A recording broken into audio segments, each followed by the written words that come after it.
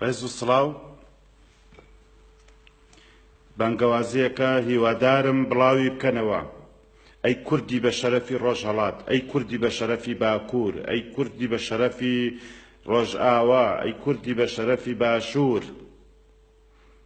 هیوادارم هەمووتان بە گیانێکی نیشتیمان پەروەرانەوە، بە گیانێکی کوردایەتیەوە هیچ شتێکی تورکی مەکڕن لە هیچ سۆپەرمارکتێک، مقاتعی هەموو شتێک بکەن. ئەو سۆپەرمارکتانەی کە لە ئەوروپا هەیە ئەوانە هەمووی کۆمپانیای تورکین، ئەوانە هەمووی پارەکانیان ئەڕوا بۆ ئەرتشی تورک، بۆ جێژی تورکی. هیوادارم هیچ شتێکی تورکی مەکڕن، مقاتعی هەموو شتێکی تورکی بکەن لەو سۆپەرمارکتانە.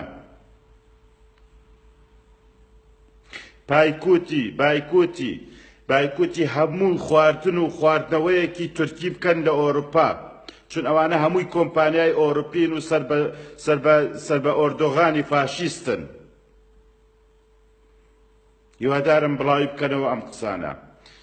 إخواني وأخواتي الكرد والعرب الشرفاء في أوروبا، قاطعوا البضائع التركية في الماركتات التركية في أوروبا في كل المدن. هم يبيعونها وأنتم تشترونها بحجة أنها بضاعات إسلامية. لا، تركيا ليست دولة إسلامية، تركيا دولة إرهابية. وعلى الكرد الشرفاء والعرب الشرفاء مقاطعة كل البضائع التركية من لحوم ومن خبز ومن كل أنواع، من كل البضائع التركية. أرجو من كل واحد شريف يقاطع البضائع التركية في أوروبا في الماركتات. لا تشتروا اللحم التركي والخبز التركي والمشروبات والمشتقات الأخرى التركية. يجب على كل كردي شريف وعربي سوري شريف أن يقاطع البضائع التركية. لا تتحججوا بأنها بضائع إسلامية وذبح حلالها. تركيا دولة إرهابية وليست إسلامية. قاطعوا البضائع التركية أرجوكم كواجب وطني كردي ثم عربي.